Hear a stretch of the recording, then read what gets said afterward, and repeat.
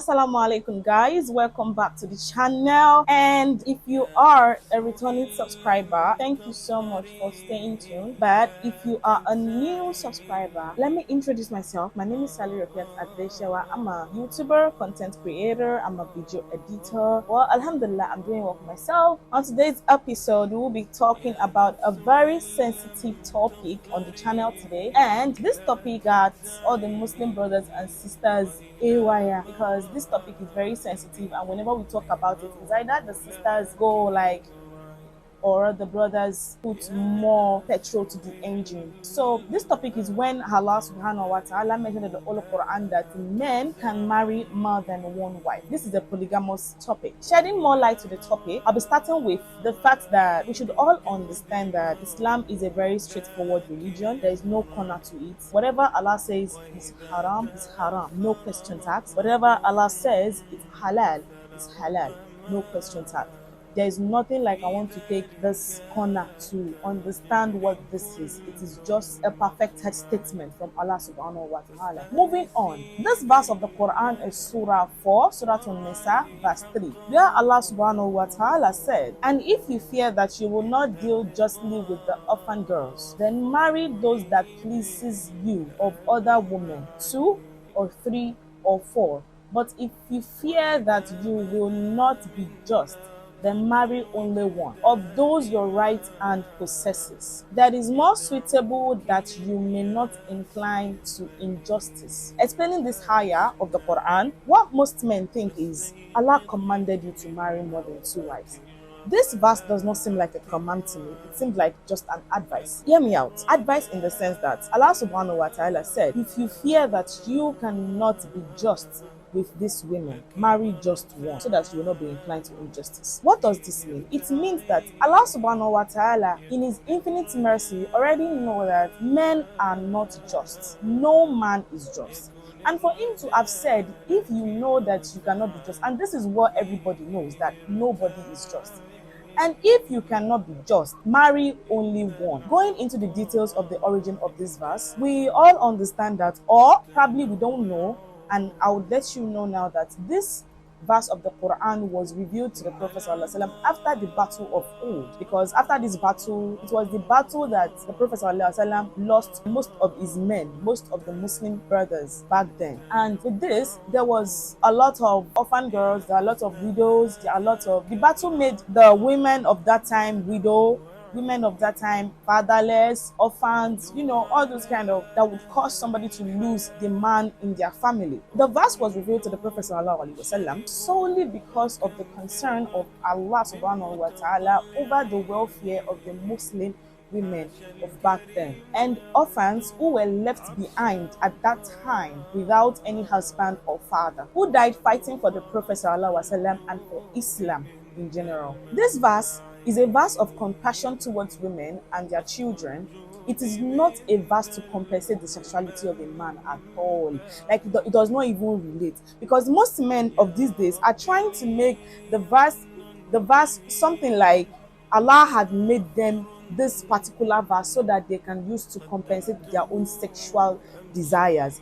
It is not at all. But this verse is solely revealed to the Prophet ﷺ just to compensate the fact that the women of those days, their husbands and fathers were killed in battle, who are fighting for the Prophet ﷺ and who are also fighting for Islam in general in the battle of Uhud. In addition to this, other verses of the Quran does not directly address the practice of polygamy in Islam, though there are verses of the Quran that directly explains marriages and involving polygamous relationships in it. But verses of the Quran directly explaining or directly telling men to go into polygamous family, we don't have it. So we women, let's just try not to be bamboozled, or let us find ourselves in psychological slavery, where all these men tell us that in Islam, Allah commanded that they must marry more than one wife. and you accepted that because my husband said that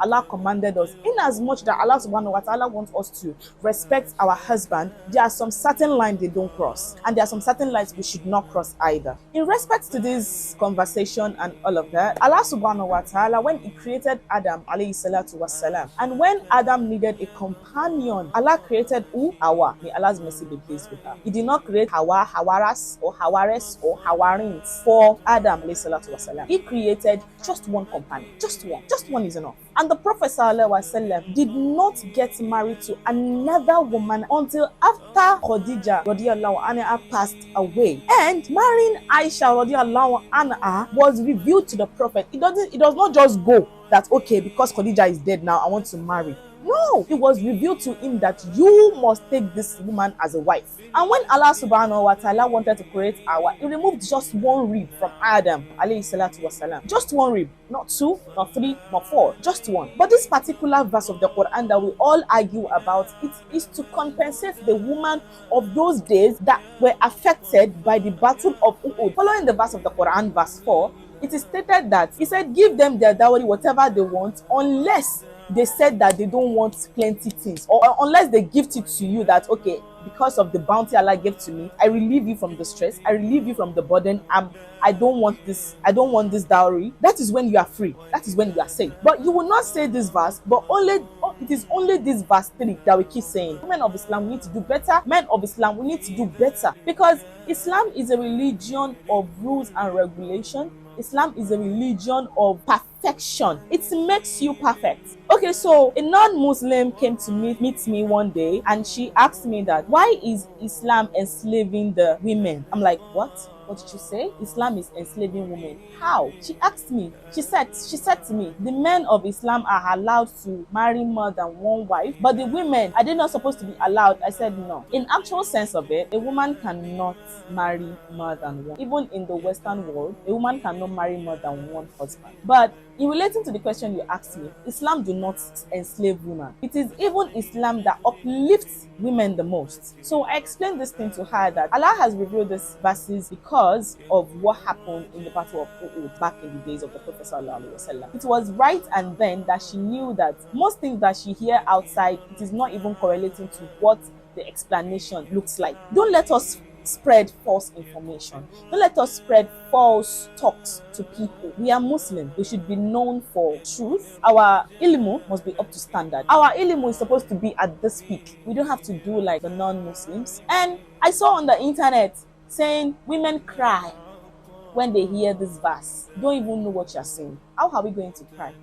But what pains us the most is the fact that you do not understand a common English where Allah said, if ye know that you cannot be just, marry one. Allah subhanahu wa ta'ala is the most just. Nobody can compare. Nobody can be just. None of Allah's creation is just. None. He knows this, but he puts us up to the test if we are capable. So let me cite an example of being just. We have 4 pins here, 4 purple pins, right?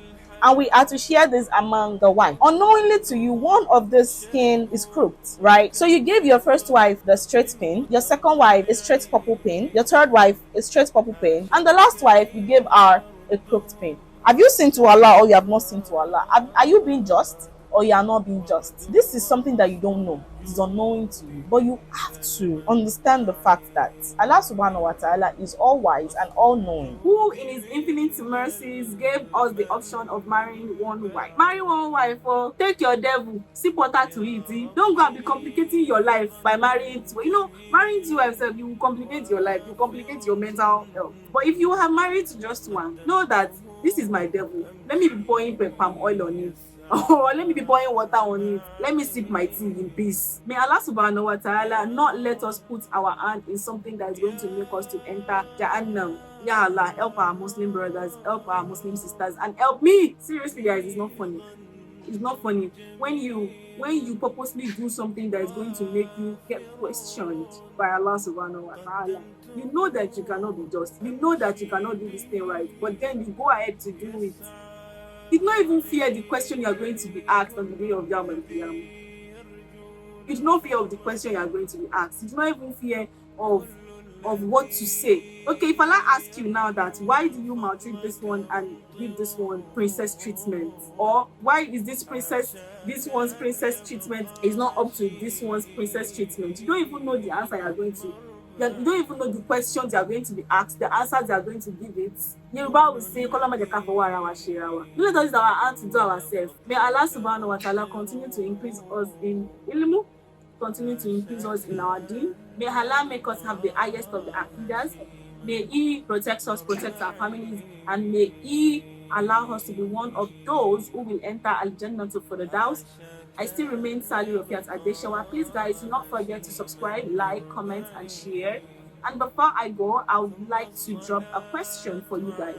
So let's assume that we have 4 oranges and then we want to share it amongst the 4 whites. Let me know in the comment section how you are going to share and who is capable of being just among the 4 whites. Thank you, guys. I love you so much. Bye. لأنك الله لا خوف ولا قلق